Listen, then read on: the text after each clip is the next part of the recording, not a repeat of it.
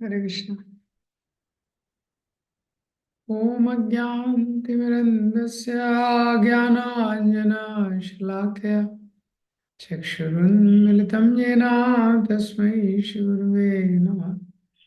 नमो विष्णुपादाय कृष्णपृष्ठाय भूतले श्रीमते भक्तिवेदान्त स्वामीति नामे। नमस्ते सरस्वते देवे गौरवाणी प्रचारिणे निर्विशेष शून्यवादी पाश्चात्य देश तारिणे। जय श्री कृष्ण चैतन्य प्रभु नित्यानंद श्री अद्वैत गदाधर शिवासादि गौर भक्त वृंद। हरे कृष्णा कृष्णा कृष्णा हरे हरे, हरे राम राम राम हरे हरे। हरे कृष्णा। हम लोग पढ़े श्रीमद् भगवद गीता अध्याय 15। तो इसमें श्लोक संख्या 6 से लेके 10 तक इसको आज पढ़ेंगे। ना तद्भास्यते सूर्यो ना शशांको न पावका यद्गत्वा न निवर्तन्ते तद्धाम परम मम। ममैवांशो जीवलोके जीवभूता सनातना मना षष्ठानि इन्द्रियाणि प्रकृतिस्थानि कर्षति। शरीरं यद्वाप्नोति यच्चाप्युत्क्रामतीश्वरा गृहीत्वेतानि संयाति वायुर्गन्धानि वाशयात्। श्रोत्रं चक्षुस्पर्शनं च रसनं घ्राणमेव च अधिष्ठाय मनश्चायं विषयानुपसेवते। उत्क्रामन्तं स्थितं वापि भुञ्जानं गुणान्वितं विमूढानानुपश्यन्ति पश्यन्ति ज्ञानचक्षुषा। हरे कृष्ण। तो ये 6वां श्लोक है इस अध्याय का। ना तद्भास्यते सूर्यो ना शशांको न पावक। तो थोड़ा सा मैं रिवाइज कर रहा था। तो इस अध्याय में शुरुआत में पहले श्लोक में भगवान ने बताया ऊर्ध्व मूलम अधा शाखम अश्वत्थम प्राहुरव्यम छंदांसि यस्य पर्णानि यस्तम वेद स वेदवित्। ये एक ऐसा पेड़ है जिसकी जड़ें नीचे हैं। अधा शाखम ऊर्ध्व मूलम, जड़ ऊपर है शाखाएं नीचे। ऐसा एक अश्वत्थ का पेड़ है, अव्यय पेड़ है। और उसी का और इसके जो पत्ते हैं वेदों के छंद हैं। इस पेड़ को जो जानता है वो वेदों को जानने वाला है। मतलब इस पेड़ को जानता है, मतलब इससे कैसे निकलना है जो जानता है। वेदों के उद्देश्य को जो जानता है वो वेदों को जानता है। जो वेदों के श्लोक को जानता है वो वेदों को नहीं जानता। जो उसके उद्देश्य को जानता है, उसका उद्देश्य क्या है। प्रभुपाद जी तात्पर्य में लिखते हैं कृष्ण भावनामृत होना ही उसका उद्देश्य। फिर दूसरे श्लोक में उस पेड़ का और विस्तार बताते हैं। अधश्य ऊर्ध्वम प्रसृता तस्य शाखा गुणा प्रवृद्धा विषया प्रभाला। तो जड़ें जो है ऊपर नीचे, बहुत कॉम्प्लेक्स ये ट्री है। संसार जो है बहुत कॉम्प्लेक्स है। इसकी शाखाएं क्या है, ऊपर नीचों के जो लोक हैं जिसमें जो शरीर मिल रहा है व्यक्ति को। किसी को देवता का शरीर मिल रहा है, किसी को जानवर का शरीर मिल रहा है। ये शाखाएं हैं। और इसकी और भी सब सेकेंडरी रूट्स भी हैं। एक रूट तो ब्रह्मलोक में है, उसके अलावा उस पेड़ से बहुत सारी जो शाखाएं नीचे चली जाती हैं वो भी जड़ें बन जाती हैं। तो इस प्रकार जो पेड़ है कर्मानुबंधीनी मनुष्य लोके। और जो कर्मों में, वेदों में जो कर्म दिए हुए हैं सकाम कर्म, उसमें जीव को आसक्त रखता है। उसके कारण ये पेड़ चलता रहता है। इस मनुष्य लोक में व्यक्ति इस प्रकार के कर्म करता रहता है जिस कारण आगे बार बार उसको आना पड़ता है। नारूपम अस्येह तथोपलभ्यते। और इसको समझना बहुत मुश्किल है। ना अंतो न आदि न च संप्रतिष्ठा। कि कहाँ से शुरू हो रहा है कहाँ खत्म हो रहा है कुछ समझ में नहीं आ रहा। तो अश्वत्थमेनं सुविरूढ़ मूलम असंग शस्त्रेण दृढ़ेन छित्त्वा। तो असंग रूपी शस्त्र से, असंग मीन्स डिटैचमेंट, डिटैचमेंट के शस्त्र से दृढ़ता पूर्वक इसकी जड़ को काट डालो। ये पहला चीज बोला गया तीसरे श्लोक में। संसार में रह के एक डिटैचमेंट डेवलप करना बहुत इंपॉर्टेंट है। अनासक्त होना, ये है। क्योंकि आसक्ति, सारे दुखों का कारण क्या है? गलत जगह आसक्ति। तो गलत जगह आसक्ति व्यक्ति की तभी कटती है जब वो साधु संग करता है। इसके अलावा और कोई उपाय शास्त्रों में नहीं दिया गया है। और जब डिटैचमेंट आ जाएगा, फिर उसके बाद क्या करना है? अटैचमेंट। तथा पदम तत्परिमार्गितव्यम यस्मिन् गता न निवर्तन्ति भूयात् तमेव चाद्यं पुरुषं पराणो यथा प्रवृत्ति प्रसुता पराणो। फिर उसके बाद तथा पदम तत्परिमार्गितव्यम, उस जो परम पद है उसके लिए प्रयास करना है। यस्मिन गता, वहां जाने के बाद कोई वापस नहीं आता, उसको ढूंढना है। कि कहाँ जाया जाए जहाँ पे शाश्वत शांति, शाश्वत सुख अवेलेबल है, जहाँ पे शाश्वत रूप से जीव रह सकते, उसका स्वभाव है सच्चिदानंद। और वहाँ एक पुरुष है, तमेव चाद्यम पुरुषम की पद्य, वो आदि पुरुष है जिससे सब कुछ निकल रहा है, उसके शरणागत होना है। यही जीवन का उद्देश्य है। शरणागत कैसे होना है? 5वें श्लोक में दिया है। निर्माण मोहाजित संग दोषा आध्यात्म नित्या विनिवृत्त काम मुक्ता सुख दुख संगे गच्छन्ति मूढ़ा पदम अव्ययम तत्। तो जो अव्यय पद है उसको वही प्राप्त करता है जिसमें गुण है, ये सारे जो इस श्लोक में दिए हैं। हाँ, जिसमें अहंकार नहीं है, संसार के प्रति आसक्त नहीं है, गलत संग में नहीं है, आध्यात्मिक विषयों का जो निरंतर चिंतन करते रहता है, ये गुण है। अब 6वें श्लोक में प्रश्न होता है वो संसार कैसा है, उसके बारे में भगवान बता रहे हैं। ना तद्भास्यते सूर्यो ना शशांको न पावक यत् गत्वा न निवर्तन्ते तद्धाम परमं मम। तो अब जहाँ पे शरणागत होने के बाद जहाँ जाना है उस धाम के बारे में बता रहे हैं कि न आदित्य गतम थे ना तद्भास्यते सूर्य, कि वहां पे वो जो मेरा धाम है, भगवान बोले सूर्य के द्वारा प्रकाशित नहीं है। तो कोई बोलेगा अच्छा क्या चंद्र के द्वारा प्रकाशित है? ना शशांक को, नहीं चंद्र के द्वारा प्रकाशित नहीं। फिर क्या है? वहां पे कुछ और लाइट लगा हुआ है। ना पाव का, कोई आग भी नहीं है। इस संसार में तो हम देखते हैं कि सारी चीजें सूर्य के द्वारा ही प्रकाशित रहती हैं, सूर्य का ही प्रकाश। वो चंद्र भी क्या है? वो प्रकाश किसका है? सूर्य का ही है। और बाकी सब में भी सूर्य के द्वारा ही प्रकाश आता है। तो ना शशांको न पावका, भगवान का जो धाम है वहां सूर्य की, चंद्रमा है, वो स्वयं प्रकाशित है। और यत गत्वा, वहां जाने के बाद ना निवर्तनते, वापस नहीं आना पड़ता।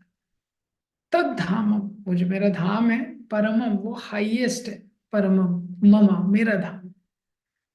तो देखिए, जब भगवान को अपने धाम का वर्णन करना है तो भगवान ने दो चीजें यहाँ पे बताई है। कि जो मेरा धाम है वो स्वयं प्रकाशित है, क्योंकि ये जो भौतिक संसार है इसको, ये अंधकार में है। यहाँ पे इसलिए बहुत सारी लाइट्स की जरूरत पड़ती है। तो लाइट, इतनी सारी लाइट लगाने के बाद भी नहीं होता है। भगवान को फिर सूर्य डालना पड़ता है। भगवान जब सूर्य प्रकाशित करते हैं तो, नहीं तो ये अंधकार में। दूसरा इसमें मेन प्रॉब्लम है कि इसमें आना जाना लगा रहता है। ये जन्म मृत्यु का चक्र है, यही सबसे बड़ा दुख है जीव के लिए।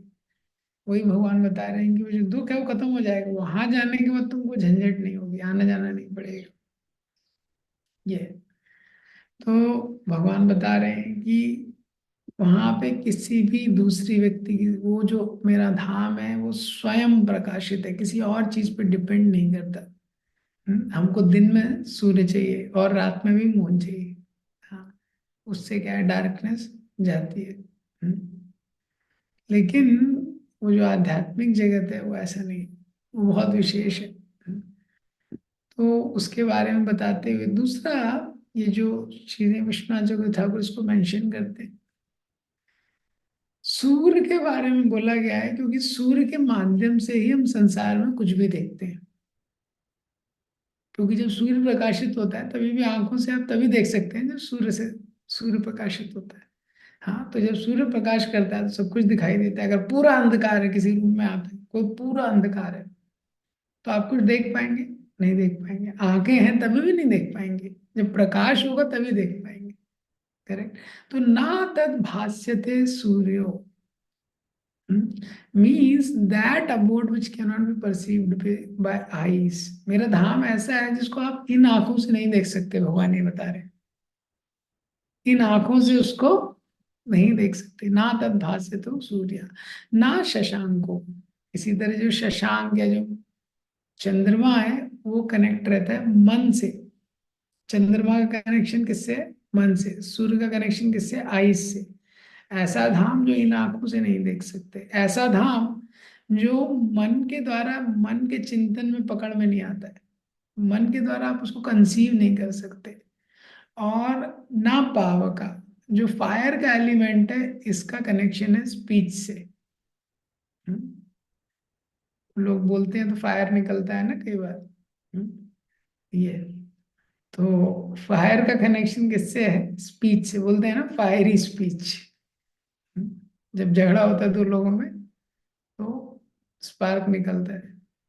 तो ऐसा जो धाम है, जो शब्दों में जिसकी व्याख्या नहीं की जा सकती, मतलब विच कैन नॉट बी, जिसको आंखों से देखा नहीं जा सकता है, मन से कल्पना नहीं की जा सकती है, और शब्दों में डिस्क्राइब नहीं किया जा सकता है, कुल मिला के भगवान ये बता रहे हैं कि वो इनकंसीवेबल है। वो मेरा जो धाम है। हाँ।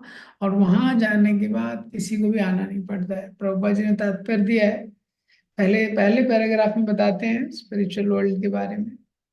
दूसरे पैराग्राफ में प्रभुपाद जी बताते हैं कि जब तक वो जीवात्मा ये भौतिक संसार में, उसको बार बार आना पड़ता है, लेकिन एक बार, हाँ, एक बार वो भौतिक संसार की ये जो बंधन है उसको तोड़ के उस आध्यात्मिक जगत में चला जाता है। उस आध्यात्मिक जगत से उसको वापस नहीं आना पड़ता है। अब जो तीसरा पैराग्राफ है उसका पहला लाइन आप देखेंगे, प्रभुपाद जी बोलते हैं, one should be captivated by this information and he should desire to transfer himself to that eternal world and extricate himself from false reflection of reality. Prabhupada ji बोलते हैं जब हम आध्यात्मिक जगत के बारे में सुनते हैं, हाँ, आध्यात्मिक जगत के बारे में, थर्ड कैंटो में 15 चैप्टर है, उसमें आप डिटेल में पढ़ सकते हैं। ब्रह्मा जी से जो देवता है वो पूछ रहे हैं, हाँ, तो थर्ड कैंटो में दिति के गर्भ के कारण, उसके गर्भ में हिरण्यकशिपु और हिरण्याक्ष, पूरे ब्रह्मांड में अंधकार छा रहा है। वो पूछते हैं, तो ब्रह्मा जी वहां पे आध्यात्मिक जगत का वर्णन करते हैं। तो प्रभुपाद जी यही लिख रहे हैं यहाँ पे, वन शुड बी कैप्टिवेटेड। जब हम आध्यात्मिक जगत का तीसरे स्कंद का 15वां अध्याय, कैप्टिवेटेड मतलब उसका चित्त उसमें पूरी तरह से आविष्ट हो जाना चाहिए जब हम आध्यात्मिक जगत के बारे में पढ़ते हैं। इसलिए हम जब शास्त्रों में बार बार पढ़ते हैं और स्पिरिचुअल वर्ल्ड का डिस्क्रिप्शन पढ़ेंगे, जैसे 10th कैंटो में जो है आध्यात्मिक जगत में क्या क्या लीलाएं हो रही है वो पढ़ते हैं, भगवान अपने भक्त के साथ कैसे आदान प्रदान करते हैं, कैसा वो दिव्य जगत है, कैसे लोगों की वहां पे दिव्य चेतना है। तो वो पढ़ के व्यक्ति जो है, उसकी जो चेतना है पूरी तरह से एनग्रॉस हो जाएगी उसमें, और फिर उसकी इच्छा होगी वहां चल के देखा जाए एक बार। जैसे डिज्नी वर्ल्ड के बारे में व्यक्ति सुनता है, डिज्नी वर्ल्ड ऐसा है, डिज्नी वर्ल्ड ऐसा है, उसको लगता है कि एक बार वो चल के देखना चाहिए वो कैसा है डिज्नी वर्ल्ड। तो यहाँ पे व्यक्ति सुनता है किसी हवाई के बीचेस के बारे में, सुनता है कि हवाई है, वहां पे ऐसे बीचेस हैं, इतना सुंदर जगह है। जैसे इंडिया में व्यक्ति जाना चाहता है, नैनीताल जाना चाहता है, मसूरी जाना चाहता है, उसको लगता है वहां के बारे में उसने सुना हुआ है, तो उसको इच्छा होती है कि मैं कब वहां पे ट्रांसफर हो जाऊं, कब मैं चले जाऊं। इसी तरह जब आध्यात्मिक जगत के बारे में सुनता है, प्रभुपाद जी बोलते हैं उसका डिजायर हो जाना चाहिए। ये डिजायर बहुत रेयर है, और एक बार उसका डिजायर हो गया, यहाँ मुझे वहां जाना चाहिए, कहाँ मैं इस संसार में पड़ा हूँ, यहाँ पे दुखी हूँ, यहीं पे मैं लगा हुआ हूँ, मुझे उस जगत में जाना चाहिए, फिर व्यक्ति उसके लिए प्रयास करेगा। और जब वो, देखिए तीसरा पैराग्राफ परपोर्ट का बहुत इंपॉर्टेंट है। प्रभुपाद जी लिख रहे हैं जब उसको ऐसा पता चलेगा कि मैं कहाँ यहाँ पे अटका हुआ हूँ, तो वो सोचेगा कि कैसे मुझे यहाँ से अटैचमेंट कैसे खत्म करूँ। तब वो ढूंढना स्टार्ट करेगा, और फिर वो भक्तों का ढूंढेगा कि डिवोटी कहाँ है। तो डिवोटीज कहीं पे भी जाते हैं सबसे पहले वो यही ढूंढते हैं। जैसे कोई डिवोटी उसका कहीं ट्रांसफर हो गया तो सबसे पहला वो क्या है, इस्कॉन टेम्पल का एड्रेस ढूंढता है। उसके बाद वो देखता है कि डिवोटी कहाँ है यहाँ। हम्म।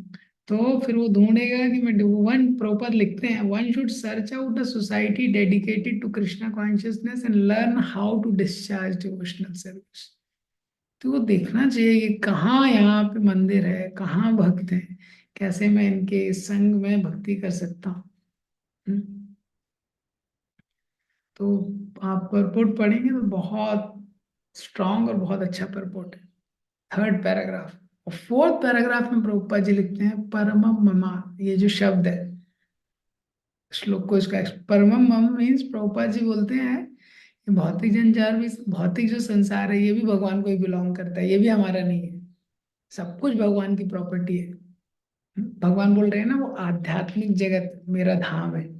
तो प्रभुपाद जी इसको क्लियर कर रहे हैं, इसका मतलब ये नहीं है कि भौतिक संसार तुम्हारा है, वो भी भगवान का ही है। लेकिन वो परम धाम है, ये अधम धाम है, ये समझ लो। वो हाईएस्ट अबोर्ड है, वो टॉप मोस्ट अबोर्ड है, इस प्रकार से ये। तो अब जो भगवान का जो धाम है वो इतना हाईएस्ट है ये। अब यहाँ नेक्स्ट श्लोक में भगवान बताते हैं कि कैसे जो जीव है वो भी मेरा अंश है, लिविंग एंटिटी के साथ कनेक्शन। ममैवांशो जीवलोके जीवभूता सनातना मना षष्ठानि इंद्रियाणि प्रकृति स्थानि कर्षति। ममैव आंशो, भगवान बोल रहे हैं मेरा ही अंश है। हाँ, जीवलोक, जीवभूता सनातन, जीवलोक के मतलब ये जो संसार में, हाँ इन लोक में जिसमें जीव रहते हैं, लिविंग एंटिटी सारे जो लोकों में रहती है, ममे वांशो, भगवान बोले मेरा अंश है। जीव भूता, जितने जीव हैं, चर अचर जितने जीव हैं, सनातन, सनातन काल से, शाश्वत काल से ये मेरा ही अंश है। म- तो पहली लाइन में भगवान कनेक्शन बता रहे हैं और दूसरी लाइन में भगवान अपना बता रहे हैं कि जीव की स्थिति क्या हो गई है। मना षष्ठानि इंद्रियाणि प्रकृति स्थानि कर्षति। मन और ये जो इंद्रियां हैं, ये छह, इनके साथ मिलके ये संसार में कर्षति, बहुत संघर्ष कर रहा है। प्रकृति स्थानिक कर्षति, प्रकृति में स्थित होके बहुत संघर्ष कर रहा है जो जीव है। तो जीव भगवान का अंश है। इस श्लोक में दो चीजें बताई हैं। पहला, जीव भगवान का अंश है हमेशा से। तो जो इम्पर्सनलिस्ट होते हैं, निर्विशेषवादी होते हैं, जो बोलते हैं कि अभी तो हम सेपरेट हैं, जब मुक्ति मिलेगी उसी भगवान में, उसी पर ब्रह्म ज्योति में मर्ज हो जाएंगे। लेकिन बार बार भगवान गीता में क्लियर करते हैं वो हमेशा से अंश है, सनातन काल से, वो कभी एक नहीं होता है ये। और दूसरा इंपॉर्टेंट पॉइंट यहाँ बता रहे हैं, तो ये जो श्लोक है इसमें भगवान अपना प्रेम भी जीव के लिए व्यक्त कर रहे हैं कि वो मेरा अंश है। भगवान बता रहे हैं मेरा अंश। और दूसरे श्लोक में भी अपना दुख व्यक्त कर रहे हैं। कर्षति, प्रकृति का दूसरा नाम ही संघर्ष है कि कैसे वो संसार में संघर्ष कर रहा है। तो बहुत सारे श्लोकों में गीता में बताया हुआ है कि ये संसार में दुख है। दुखालयम अशाश्वतम, 9.33 में, अनित्यम असुखम लोकम इमं प्राप्य भजस्व माम। अनित्यम असुखम लोकम, ये बताया है। जन्म मृत्यु जरा व्याधि दुख दोषानुदर्शन, भौतिक संसार में जन्म है, मृत्यु है, जरा है, व्याधि है। हाँ, तो world is a place of misery, ये संसार में दुख ही दुख है, दुख की ही जगह है, ये बताया है। और इस श्लोक में बताया है कि वो संसार में जो जीव है वो कैसे दुखी है, वो भी दुखी है। संसार दुख की जगह है, उसमें जीव दुखी है, वो इस श्लोक में बताया। लिविंग एंटिटी सफर कर रहा है। हम्म। मना षष्ठानी इंद्रियानी, क्यों सफर कर रहा है? मन और छह ये जो इंद्रियां हैं पांच, उसके कारण। हम्म। तो जनरली साधारणतः व्यक्ति सोचता है कि ये जो इंद्रियां हैं इससे मुझे सुख मिल रहा है, ये सोचता है ना। व्यक्ति सोचता है कि इंद्रियों से ही तो मैं सुख प्राप्त करता हूँ, ये जीव की धारणा है। आंखों से कुछ देखेंगे तो सुख प्राप्त होगा, कानों से कुछ सुनेंगे तो सुख प्राप्त होगा, ये। लेकिन ये इंद्रियों के कारण ही वो व्यक्ति दुख में पड़ जाता है। रूपा जी तात्पर्य में लिखते हैं पहले उसमें कि थोड़ा सा फ्री विल है, उसका सही यूज करके जीवात्मा मुक्त हो सकता है, और उसी का मिस यूज करके वो अटक जाता है। इंद्रियों के कारण ही वो अटक जाता है इस संसार में, क्योंकि इंद्रियों के माध्यम से वो एंजॉय करना चाहता है, लेकिन वही इंद्रियों के कारण वो इस संसार में अटक जाता है, क्योंकि भोग करने के लिए उनको लगाता है ये। और मनाशिष्ठानी इंद्रियानी, और उसके साथ मन।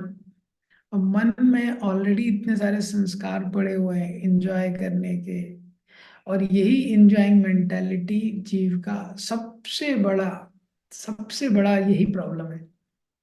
देखिए, ये स्टोरी जो है, युधिष्ठिर ये महाभारत का स्टोरी है कि युधिष्ठिर महाराज बताते हैं कि एक पक्षी होते हैं। हम्म, तो पक्षी देख रहे होते हैं, बात कर रहे होते हैं आपस में, और पीछे से शिकारी होता है। तो पक्षी बोलते हैं टाइम हो गया, अब शिकारी आएगा। शिकारी आ जाता है, वहां पे देख रहा होता है, और शिकारी ना जाल बिछाएगा। तो शिकारी जाल भी बिछा देता है। हम्म, शिकारी दाना डालेगा। शिकारी दाना भी डाल देता है। शिकारी सोचता है यार इनको तो सब कुछ पता है, सारा फॉर्मूला इनको पता है मेरा, मैं क्या करने वाला हूँ ये। तो वो सोचता है कि मेरा फॉर्मूला काम नहीं करेगा ये। तो लेकिन जब वो शिकारी दाना डालता है, शिकारी दाना डालता है, वो जो पक्षी होते हैं, पहले दाना डालता है, जाल उसने रखा होता है। तो वो सोचता है जाल रखने का कोई मतलब है नहीं है, तो पक्षी को तो पता, ये सब लोग पक्षी को तो, इन पक्षियों को मेरा सीक्रेट पता चल गया। तो वो जब दाना डालता है, और एक साइड साइड में जाल रखा होता है, तो वो पक्षी जो होते हैं जैसे ही दाना डालता है वो दाना खाने लगते हैं। हम्म, और वो बोलते हैं दाना खाना मत। पक्षी बोल रहे हैं दाना खा रहे हो, खाते खाते बोल रहे हैं दाना खाना मत। और जैसे ही दाना खाने लगते हैं वो जो जाल होता है साइड में उसको डाल देता है। हम्म, और पक्षी बोलते हैं ओह, हम लोग फंस गए इस जाल में। अब शिकारी हमको मारेगा। तो ये जो स्टोरी है युधिष्ठिर महाराज बताते हैं जीव की स्थिति है यहाँ पे। वो सारे जीवों को पता है। मुझे ही पता है, आपको भी पता है, सबको पता है। हम सबको पता है कि इंद्रिय तृप्ति के कारण ही हम संसार में फंसे हुए हैं ये। सबको पता है, हम बोलते भी हैं, और भक्त बनने के बाद इतना सुनते भी हैं, बोलते भी हैं। लेकिन जब इंद्रिय तृप्ति का विषय सामने आता है तो बहुत वापस से इंद्रिय तृप्ति में लग जाते हैं ये। तो ये जीव की स्थिति है, इतने सारे उसके इम्प्रेशंस हैं ये। तो इसके कारण, वो संस्कारों के कारण वो छोड़ नहीं पाता है। छोड़ नहीं पाता है। तो इसके कारण मनाशिष्ठानि इंद्रियाणी प्रकृति स्थानी कर्षति। वो कर्षण में लगा हुआ है, संघर्ष में लगा हुआ है, बहुत संघर्ष है उसके लिए ये। मन और जो इंद्रियां हैं, उसके लिए। तो उसमें माइंड सबसे टॉप में है, क्योंकि माइंड में बहुत सारे पहले के संस्कार लिखे हुए हैं। तो जो जिस गुण में है उसके अनुसार वो एंजॉय करना चाहता है। जो सतोगुण वाला है वो सतोगुण के अनुरूप उसकी एंजॉयमेंट की परिभाषा है। रजोगुण वाला रजोगुण में, तमोगुण वाला तमोगुण में ये। इस प्रकार से जीव इस संसार में एंजॉय करता है। वो एंजॉयमेंट का उसको बहुत कॉस्टली जो प्राइस है वो देना पड़ता है एंजॉयमेंट का। प्रभुपाद जी इस तात्पर्य में एक्सप्लेन करते हैं दूसरे पैराग्राफ में करशती को। करशती मतलब प्रभुपाद जी बोलते हैं उसमें जैसे जंजीर बंधी हुई है, आपने देखा है जैसे जंजीर किसी को बांध देते हैं, वो कैदी होता है जेल में, अब उसको जंजीर के साथ घसीटते हुए चलना होता है। इसी तरह ये जो इंद्रियां हैं ये जंजीर की तरह है। हाँ, ये जो इंद्रिया मन, उसमें इतने सारे संस्कार हैं। ये इंद्रियां ग्रॉस सेंसेस नहीं है, ये सेंसेस के अंदर वाला सेंसेस है। इसको अगले श्लोक में एक्सप्लेन करूंगा मैं। तो वो इंद्रियों के कारण, जैसे ये आंख रहती है, ये आईज है, ये एक्सटर्नल है, जो आईज है, आई वो, और इसके अंदर एक सॉफ्टवेयर है जिसके माध्यम से हमें संसार को देखते हैं। वो अंदर वाला जो सेंस होता है, तो वो सेंसेस और ये मन, ये जंजीर की तरह हैं जो इसको घसीटते हैं। हाँ, ये, और इनके कारण हम बड़ा संघर्ष कर रहे हैं। अगर किसी व्यक्ति को बांधा हुआ है, कितना उसको संघर्ष हो जाएगा। वही उसकी स्वभाव है। प्रहलाद महाराज उदाहरण देते हैं, जैसे उसको इतनी सारी इच्छाएं आती रहती हैं उसके कारण। ये, अब आंखें हैं तो पहले इतने संस्कार पड़े हुए हैं मन में, तो आंखें बोलती हैं ये देखना है, वो देखना है, तो उसका कष्ट। कान है, पहले इतने संस्कार पड़े हुए हैं। शरीर है, त्वक इंद्रिया है, उसमें इतने संस्कार पड़े हुए हैं। तो सारी इंद्रियों ने इतना भोग किया हुआ है, तो वो उसको परेशान करती रहती है, जिसके कारण वो इस संघर्ष करता है। ये, और फिर क्या होता है, 8वें श्लोक में देखिए बताते हैं, शरीरम यद अवाप्नोति।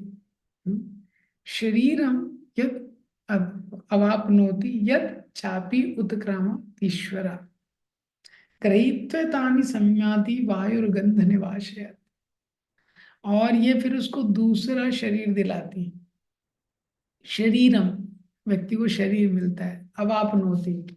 हाँ, किस तरह का शरीर मिलता है, वो उसके कर्म पे डिपेंड करता है। शरीरम यद अवाप्नोति यद चापि उत्क्रमति ईश्वरा। उत्क्रमति मतलब जब वो इस शरीर से आत्मा निकलता है। हाँ, तो व्यक्ति का इस शरीर से आत्मा निकलता है, उसको दूसरा शरीर मिलता है। ईश्वर, ईश्वर शब्द यहाँ पे आया है आत्मा के लिए, क्योंकि आत्मा एक भी एक कंट्रोलर है। ईश्वर मतलब कंट्रोलर। तो जब जीव है ये संसार में, एक शरीर से दूसरे शरीर में जाता है, और एक शरीर से दूसरे शरीर में जाने का किसका कंट्रोल है, वो जीव का कंट्रोल है, ऐसा बोला गया है। उदाहरण दिया गया है, कैसे, तो समझ नहीं आया, तो उदाहरण के लिए ग्रहीत्वे तानि संज्ञानि, ग्रहीत्वा मीन्स टू टेक, संज्ञानि गिव अप, मतलब वायुर्गंधा निवासयत। जब वायु रहती है, किसी बगीचे से जाती है, ठीक है, तो बगीचे में फूल की सुगंध है, तो फूल वहीं रहता है, लेकिन वायु उसके सुगंध को लेके दूसरी जगह चली जाती है, करेक्ट। ऐसे ही ये शरीर यहीं रह जाता है, और ये जो इंद्रियां हैं, मन, ये दूसरे शरीर में चली जाती है। कैसे जाती है, ईश्वरा, आत्मा के ऊपर है। प्रभुपा जी तात्पर्य में लिखते हैं, तात्पर्य में प्रभुपा जी ने ईश्वर शब्द को ही एक्सप्लेन किया है। ये जो व्यक्ति का शरीर का चेंज है, चेंज ऑफ बॉडी, ये किस पे डिपेंड करता है, उसी पे डिपेंड करता है। हमको कैसा शरीर चाहिए अगले जन्म में, ये हमारे ऊपर है पूरी तरह से। ये पूरा हमारे ऊपर है, किस तरह का हमको शरीर चाहिए। अभी तो जो मिल गया है सॉफ्टवेयर हार्डवेयर, अभी तो फिक्स है, अभी तो, लेकिन इसमें जैसा काम करेंगे, अगला जैसा शरीर हमको चाहिए, तो व्यक्ति को पशु का शरीर चाहिए तो फिर वैसा क्रियाएं करना पड़ेगा उसको। और देवता का शरीर चाहिए तो वैसा, और भगवान के जैसा भी शरीर मिल सकता है, मनुष्य जन्म में इतना अवसर है उसके पास। लेकिन फिर उसको भगवान के भक्तों का जैसा गुण दिया गया है शास्त्रों में, वैसा होना चाहिए। देखिए, 13.12 से 13.8 से 20 आइटम्स ऑफ नॉलेज, उसको पढ़िए। उसके बाद 12.13 से 20 भगवान को जो प्रिय है, अगर भगवान के नाम जाना है तो प्रिय होना पड़ेगा। जो भगवान को प्रिय होगा वही जा सकता है। अद्वेष्टा सर्वभूतानां मैत्रा करुणा एव च। एक एक लाइन को फॉलो करने में हमको बहुत होमवर्क करना पड़ेगा। भगवान के यहाँ जाना है तो किसी से द्वेष नहीं होना चाहिए, पहला पॉइंट। वहीं पे चैलेंज आ जाएगा। कोई हमसे प्रेम करता है, तो कोई हमारे अनुकूल है तो उससे प्रेम हो जाता है, जो अनुकूल नहीं है उसको हम उड़ा देते हैं। ये देखिए, व्यवहार अलग है, लेकिन मन में किसी के लिए द्वेष की भावना नहीं होनी चाहिए। व्यवहार अलग अलग होता है। जैसे शेर है, उसको व्यक्ति आलिंगन नहीं कर सकता है ना। कुत्ते को घर में नहीं रख सकता है, आजकल तो लोग रख रहे हैं शास्त्रों के अकॉर्डिंग। ये व्यवहार अलग अलग है, लेकिन द्वेष किसी से नहीं होना चाहिए। अद्वेष्टा, सर्वभूता नाम मीन्स किसी लिविंग एंटिटी से भी द्वेष नहीं होना चाहिए। तो मनुष्य का मनुष्य से तो छोड़ दीजिए। तो ये पहला तो, जब ऐसे गुण आएगा तो हमको वहां भेजा जाएगा। मैत्र करुणा एवं च, जो हमारे लिए बुरा कर रहा है उसके लिए भी अच्छा सोच रहे हैं, उसके लिए भी प्रार्थना कर रहे हैं, तभी उस संसार में जा सकते हैं। नहीं तो यहीं पे कोर्ट केस लड़ते रहेंगे तो यहीं वापस आना पड़ेगा कोर्ट केस कंप्लीट करने के लिए। इसने मेरे साथ ऐसा किया, उसने मेरे साथ ऐसा किया, तो भगवान बोलेंगे ठीक है तुम उसको थोड़ा सॉल्व करके आओ, जो कोर्ट केस है तुम्हारा। वो है सिद्धांत।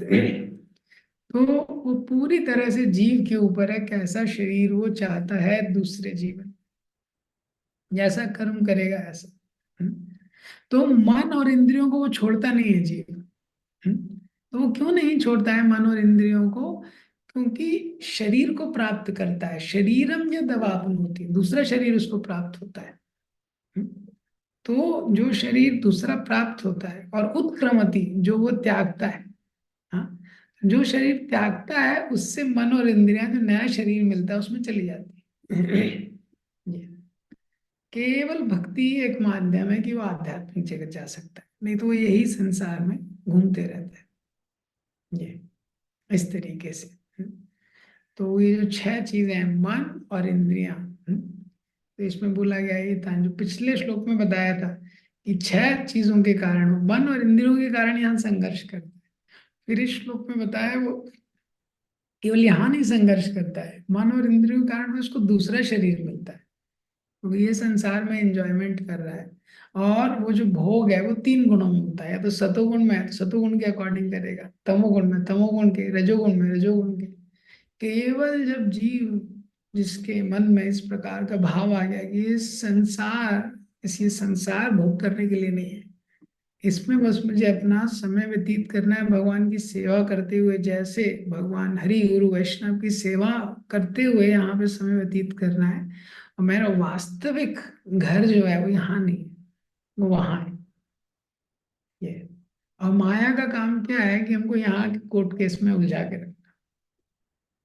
ये माया का काम। देखो तुमने, उसने तुमको कैसा बोला, इसने उसको कैसा बोला, वहां इतनी पार्शियलिटी हो रही है, वो लोग अच्छे हैं वो लोग खराब हैं। चैतन्य महाप्रभु बोलते हैं यही भाल यही मन सब मनोधर्म, इस संसार में कुछ भी अच्छा नहीं है। हम्म, ये है। तो लेकिन उसमें उसमें ही वो अटक जाता है। ये, तो ये क्या है, ये जीव का स्वभाव यहाँ पे बताया गया है, किस प्रकार से उस संसार में। ये, तो जिस प्रकार का उसका अंदर का सॉफ्टवेयर हो जाता है उसके अकॉर्डिंग फिर उसको नेक्स्ट हार्डवेयर मिलता है। ये, जैसे जो भी हार्डवेयर रहता है, हार्डवेयर के अंदर क्या रहता है, एक सॉफ्टवेयर रहता है। तो सॉफ्टवेयर मतलब जो उसके अंदर की प्रोग्रामिंग है, सॉफ्टवेयर दिखता नहीं है। सॉफ्टवेयर कुछ दिखता है, वो कोई मतलब ऐसी टेंजिबल हार्ड चीज नहीं है सॉफ्टवेयर। ये, लेकिन वही मेन काम करने वाला है। इसी तरह जो शरीर है, जो ग्रॉस बॉडी है, तो हार्डवेयर है। ये कैसा हमको हार्डवेयर मिला है, जैसा सॉफ्टवेयर था। तो ये शरीर में भी किसी को अमेरिका में शरीर मिला है, किसी को अफ्रीका में मिला है, किसी को भारत में मिला है। डिपेंड करता है उसका सॉफ्टवेयर कैसा था। ये, अब जैसा काम करेंगे वैसे ही अगला हार्डवेयर मिलेगा हमको। जैसा हमारा सॉफ्टवेयर बनेगा। जैसे बहुत सारे एग्जांपल, जैसे कोई भी गाड़ी की असेंबलिंग रहती है मैकेनिकल इंजीनियरिंग में, आप देखेंगे। तो कोई कंपनी है वो इंजन बनाती है, कोई कंपनी है जो टायर बनाती है, कोई कंपनी है उसका कुछ और बॉडी पार्ट बनाती है। अब जैसे पल्सर का कोई इंजन बना है, तो वो एक कंपनी इंजन बना रही है, तो जो दूसरी कंपनी उसकी बॉडी बना रही है वो अकॉर्डिंगली उसकी बॉडी बनाएगी कि भाई इसका 180 सीसी का इंजन है, तो फिर वैसे ही वो उसका बॉडी बनाएगी, वैसे ही उसके टायर बनेंगे। ये ये तो इंजन बड़ा है तो भी टायर भी वैसे ही बनेंगे, हार्डवेयर भी वैसा रहेगा। समझ गया आप? ऐसे जैसे ही हमारे मन में सॉफ्टवेयर रेडी होता है, जैसी इच्छाएं किसी को बहुत इच्छा है एकदम नॉनवेज खाना, उसको बहुत इच्छा है, तीव्र इच्छा है, तो अब फिर उसको ऐसे हार्डवेयर मिलेगा, उसको शेयर का हार्डवेयर मिलेगा, उसके अंदर फिर वो इच्छा, वो सॉफ्टवेयर फिट किया जाएगा, तो फिर वो अच्छे से चलेगा प्रोग्राम उस तरीके से। इस व्यक्ति को बहुत सोना है, बहुत सोना है उसको, ये तो फिर उसको पोलर बियर का जो हार्डवेयर उसमें उसका सॉफ्टवेयर फिट किया जाएगा। इस तरीके से ये व्यक्ति को शरीर मिलता है। ये तो यहाँ पे बताया गया है, जैसे विंड होती है जो वो लेके जाती है, जो हवा चलती है जहां से जाएगी वैसा वो लेके जाएगी घर। इसी तरह से जो आत्मा है, जो कंसेप्शन उसको लाइफ आफ्टर लाइफ मिलते हैं, जैसा एंजॉयमेंट होता है, जैसा वो व्यक्ति करता है सतोगुण में, रजोगुण में, तमोगुण में, वैसा उसको शरीर मिलता है। तो ये हमारे ऊपर है। हाँ, तो ये संसार में जो हम अभी हमको जो मिला है ये तो पिछले जन्मों के कर्मों के अनुसार है, लेकिन इसमें भी एक स्वतंत्रता है। जैसे कोई व्यक्ति है वो लोकल ट्रेन में ट्रेवल कर रहा है, तो जो लोकल ट्रेन में ट्रेवल कर रहा है तो ट्रेन अपनी स्पीड से चलेगी, लोकल ट्रेन में बहुत सारे लोग हैं, लेकिन उसमें भी उसकी एक स्वतंत्रता है। उसकी एक स्वतंत्रता है उस लोकल ट्रेन के अंदर कैसे रहना है, ये इस तरह से।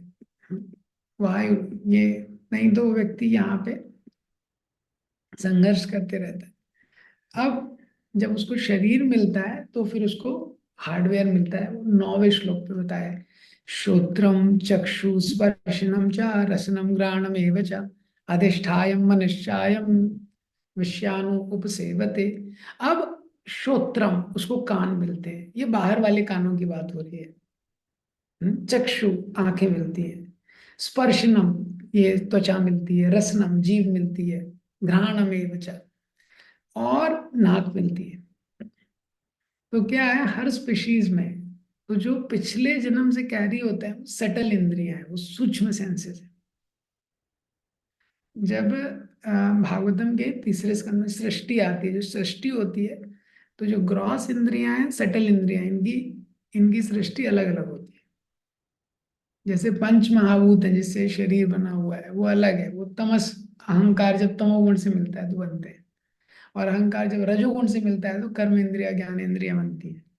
तो जो इंद्रियां हैं वो अलग है, ग्रॉस सेंसेस, मतलब जैसे ये आंखें हैं, और इसके अंदर देखने का जो सॉफ्टवेयर है वो वो इंद्रिय है, वो रियल सेंस है। ठीक है, ऐसे ये जो कान है ये तो हार्डवेयर है, ये ग्रॉस है, इसके अंदर जो सुनने का सॉफ्टवेयर है,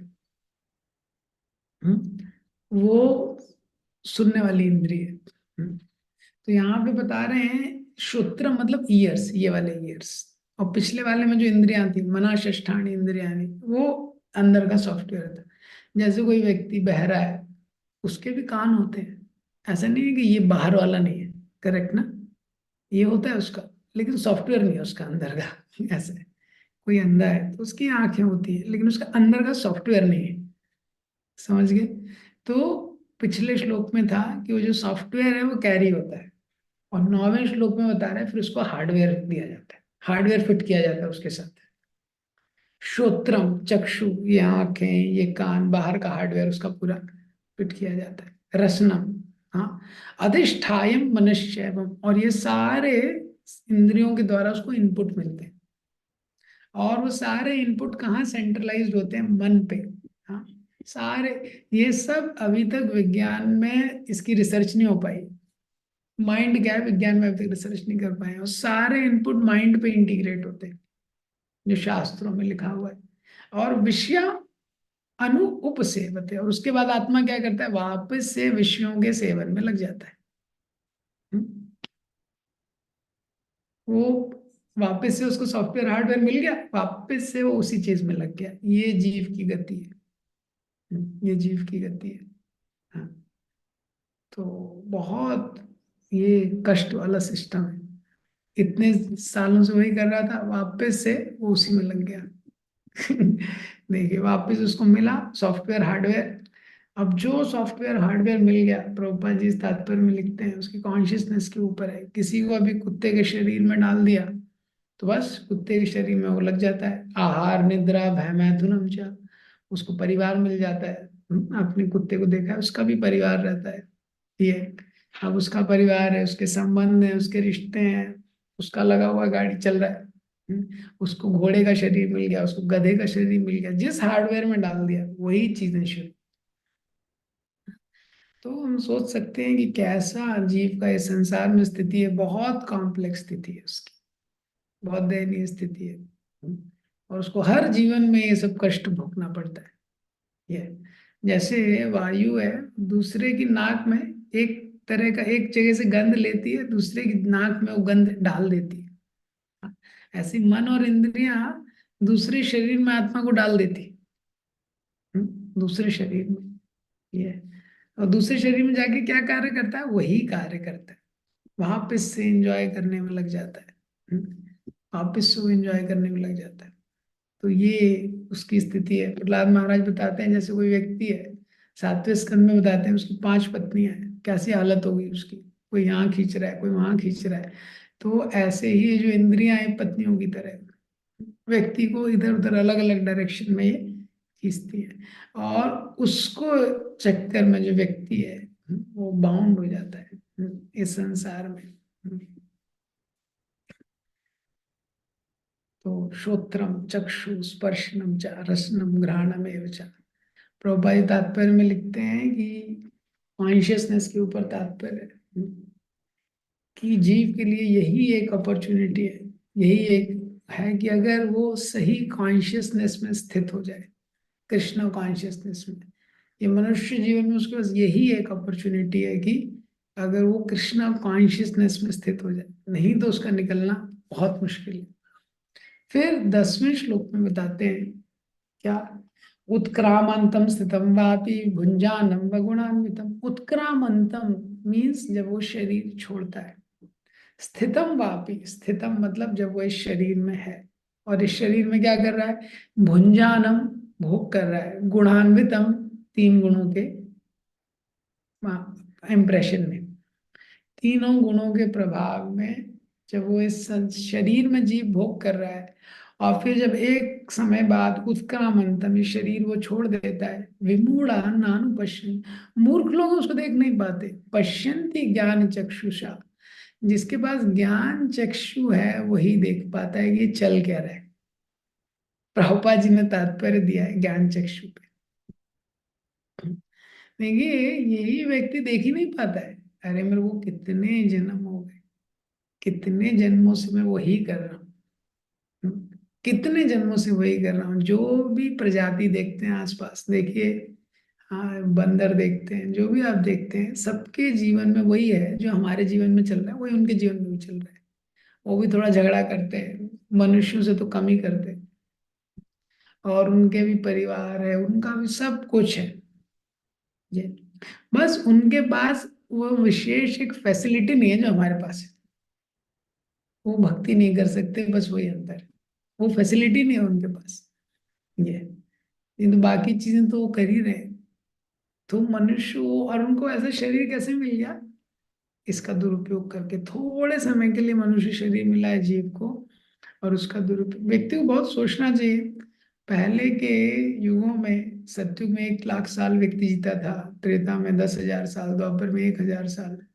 कोई फैक्ट्रीज नहीं थी, कोई कंपनीज नहीं थी, कुछ भी नहीं था। और टीवी भी नहीं थी, मोबाइल भी नहीं था, कैसे समय व्यतीत करता था। सोचना चाहिए। और कोई इंश्योरेंस नहीं थी, कोई इनसिक्योरिटी नहीं थी उसको। कलयुग में 50 साल का जीवन है उसका, 50-60 साल का जीवन है, उसमें भक्ति के लिए टाइम नहीं।